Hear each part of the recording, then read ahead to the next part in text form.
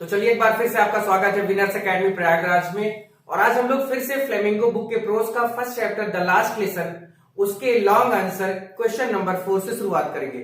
Already 1 2 3 जो question number है long answer के वो मैंने प्रीवियस वीडियो में बताए हैं। अगर अभी तक आपने नहीं देखा तो वो वीडियो जरूर आप देखें जिससे आपको चीजें क्लियर हो जाए। हिंदी एक्सप्लेनेशन नहीं देखा तो वो भी जरूर देखें जिससे आप खुद से अपने शब्दों में अपना आंसर लिख सके, चाहे वो शॉर्ट आंसर हो चाहे लॉन्ग आंसर हो। तो चलिए शुरुआत करते हैं क्वेश्चन नंबर 4 की और नंबर 5। आज ये यहाँ पर हम लोग इस चैप्टर का पूरी तरह से फिनिश कर देते हैं। तो इसके बाद नेक्स्ट चैप्टर मैं कल लेके आऊंगा आपके सामने और जो भी चीजें हैं मैं पूरी करूंगा। आप मेरे पर भरोसा रखें, मेरे पर विश्वास रखें। आप बिल्कुल परेशान ना हो। क्लास 12 जो एग्जाम देंगे 2022 में वो बिल्कुल एकदम निश्चिंत होकर अपने काम में लगे और अपनी नोट्स बनाए बढ़िया से अट्रैक्टिव इंप्रेसिव, जिससे आपके दोस्त मांगे तो आप उन्हें दे सके और हमारे बारे में बता सके। तो प्लीज चैनल को लाइक शेयर सब्सक्राइब करें। अगर आप नए हो तो बिल्कुल सब्सक्राइब करें। 7 बजे क्लास होती है। तो चलिए शुरुआत करते हैं क्वेश्चन नंबर 4 की। तो क्वेश्चन नंबर 4 है कि in which they did M Hamel blame himself and other for the negligence of the study for French language. यानी जो एम हैमल जो टीचर थे, फ्रांस के टीचर थे फ्रांस के, तो उन्होंने किस तरह से ब्लेम किया, आरोप लगाया, किसको किसको आरोप लगाया कि उन्होंने फ्रेंच लैंग्वेज को सीखने में लापरवाही बरती है। यानी उन्होंने जो गलतियों का जो ठीकरा था वो किसके ऊपर फोड़ा, ये कहा जाए। ठीक है कि बच्चों ने फ्रेंच लैंग्वेज क्यों नहीं सीख पाई, उसके पीछे क्या कारण है, किस पर आरोप लगाए। तो देखिए इसका क्या है कि ही ब्लेम्ड हिमसेल्फ। उन्होंने पहले नंबर पर खुद को ही ब्लेम किया कि मेरी वजह से ही ये बच्चे लैंग्वेज नहीं सीख पाए, क्योंकि वो खुद भी एक टीचर है, फिर भी वो अपने आप को ब्लेम कर रहे हैं। एंड अदर फॉर नेग्लिजेंस, और दूसरों पर भी उन्होंने लापरवाही के लिए ये इल्जाम लगाया, आरोप लगाया of the study of French language, French language को सीखने में। बिकॉज एम हैमल हिमसेल्फ, जो एम हैमल टीचर थे, वो खुद भी कह रहे हैं कि वो अक्सर बच्चों को sent Franz to water the flower instead of learning lessons, कि वो अक्सर फ्रांस, जो बहुत सारे बच्चे तो थे, उन्होंने फ्रांस के बारे में बात की कि फ्रांस को अक्सर वो फूलों में पानी डालने के लिए भेज दिया करते थे जब पढ़ाने का नहीं मन होता था। He also gave Franz holiday when he wanted to go for fishing. वो अक्सर छुट्टियां भी दे दिया करते थे जब उनका पढ़ाने का मन नहीं होता था, तो वो बच्चों को छुट्टियां दे दिया करते थे कि जाओ तुम लोग की छुट्टी, मैं आज मछली मारने जा रहा हूँ, फिशिंग करने जा रहा हूँ। M Hamel also blaming the parents of the students. यहाँ पर अपने ऊपर 2 आरोप उन्होंने लिए कि पहला कि मैं पानी डालने के लिए बच्चों को बगीचे में भेज देता था, दूसरा उन बच्चों को मैं छुट्टी दे देता था जब मेरा पढ़ाने का मन नहीं करता था, मैं फिशिंग करने जाना चाहता था। तीसरा जो ब्लेम था वो पेरेंट्स के ऊपर था, जो बच्चों के पेरेंट्स है, because parents were sent them to work on a farm to earn more money. कि जो पेरेंट्स होते थे वो बच्चों को स्कूल ना भेजकर किसी मिल में, किसी फार्म में, किसी फैक्ट्री में भेज दिया करते थे, जिससे कि ज्यादा से ज्यादा पैसे घर में आ सके। They were not anxious about students study, क्योंकि उनके पेरेंट्स ही उस अपने बच्चे की जो स्टडी है उसके लिए चिंतित नहीं थे।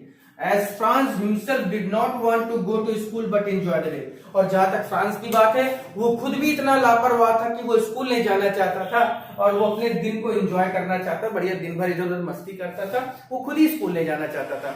तो ये ब्लेम उन्होंने एम हैमल ने लगाए हैं। तो चलिए लास्ट क्वेश्चन इसका, जो लास्ट लेसन है इसका आप स्क्रीन शॉट ले ले, उसके बाद क्वेश्चन नंबर 5 लास्ट में देखते हैं।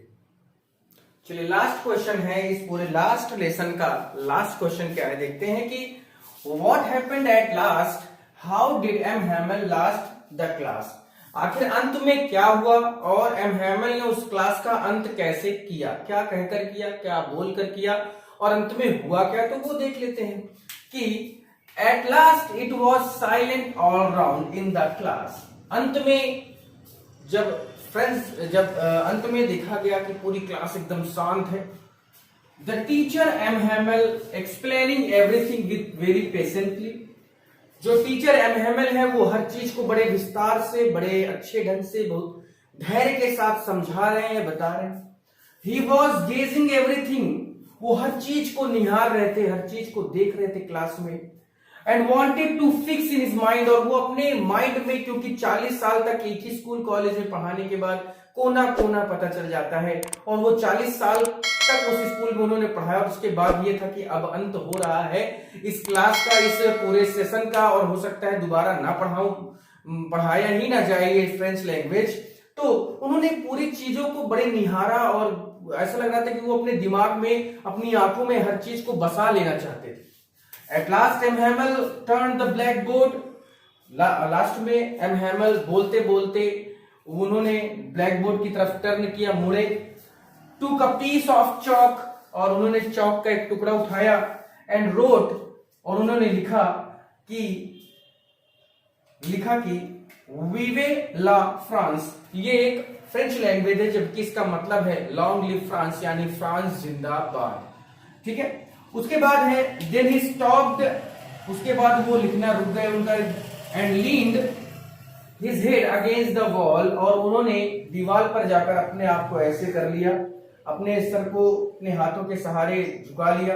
विदाउट अ वर्ड, और बिना कुछ बोले, ही इंडिकेटेड विद हिज हैंड, उन्होंने ऐसे किया कि बस निकल लो यहाँ से भैया, चले जाओ, ऐसे किया।